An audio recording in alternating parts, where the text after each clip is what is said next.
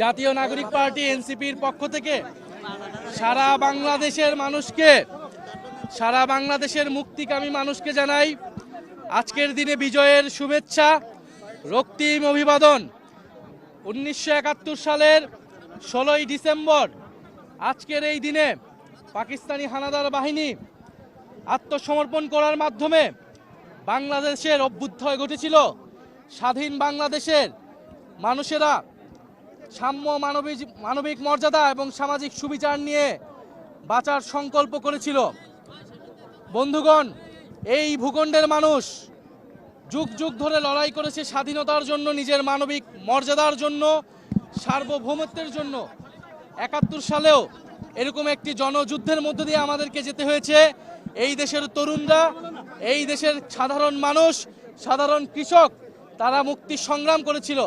আমরা আজকের এই দিনে শ্রদ্ধার সাথে আমরা সেই সকল মুক্তিকামী মানুষদেরকে স্মরণ করি এবং আমাদের যারা শহীদ হয়েছিলেন 71-এর মুক্তিযুদ্ধে সেই সকল শহীদদেরকে স্মরণ করি, আমাদের বীরাঙ্গনাদেরকে আমরা স্মরণ করি। তাদের আত্মত্যাগের মাধ্যমে আমরা এই স্বাধীন ভূখণ্ড পেয়েছিলাম। আমরা স্বাধীন ভূখণ্ড পেলেও গত 54 বছরের ইতিহাসে আমরা দেখেছি বাংলাদেশের জনগণের সাথে বারবার প্রতারণা করা হয়েছিল। মুক্তিযুদ্ধের যেই প্রতিশ্রুতি নিয়ে এই দেশ আমরা গঠন করেছিলাম, সেই দেশের আমরা বিনির্মাণ করতে পারি নাই। এদেশে না সাম্য প্রতিষ্ঠা হয়েছে, না মানবিক মর্যাদা, না সামাজিক সুবিচার প্রতিষ্ঠা হয়েছে, বরঞ্চ এই দেশে ফ্যাসিবাদ কায়েম করা হয়েছিল। সেই ফ্যাসিবাদের বিরুদ্ধেই 2024 সালের গণ অভ্যুত্থান এবং গণবিপ্লব সংঘটিত হয়েছিল।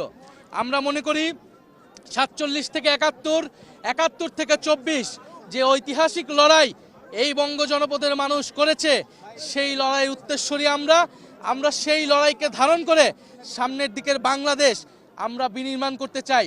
আজকে 16ই ডিসেম্বর বাংলাদেশের মানুষের প্রতি আমাদের বার্তা হলো, যারা পতিত শক্তি, ফ্যাসিস্ট শক্তি, তারা বাংলাদেশকে অস্থিতিশীল করার জন্য নানান অপচেষ্টা চালাচ্ছে, নির্বাচনকে বানচালের চেষ্টা চালাচ্ছে। বাংলাদেশের মানুষ এখন চাই স্থিতিশীলতা, আইন শৃঙ্খলার স্বাভাবিক পরিবেশ। আমরা সরকারের প্রতি বারবার বলেছি, ওসমান হাদিরকে যারা হত্যা করেছে, তাদেরকে যারা হত্যার চেষ্টা করেছে, গুলি চালিয়েছে, তাদেরকে এখনো গ্রেফতার করতে পারে নাই এই সরকার। আমাদেরকে আমাদের নিরাপত্তা নিজেদেরকেই নিশ্চিত করতে হবে।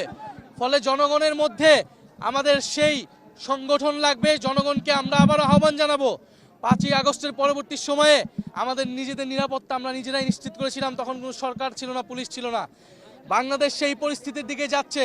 সরকার পুলিশের উপর নির্ভরশীল করে আমরা আমাদের জীবন, আমাদের জুলাই যোদ্ধাদের জীবনের নিরাপত্তা আমরা নিশ্চিত করতে পারবো না। ফলে মানুষকে সচেতন থাকার আহ্বান জানাচ্ছি এবং সামনের যে নির্বাচন, এই নির্বাচনটি হচ্ছে গণভোট। ফলে আগামী নির্বাচনে, আগামী গণভোটে সংস্কারের পক্ষে গণজোয়ার তৈরি হবে। আমরা সেই প্রত্যাশা রাখি।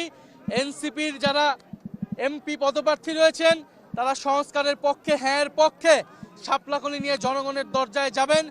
আমরা সংস্কারের পথে বাংলাদেশকে এগিয়ে নিয়ে যাব।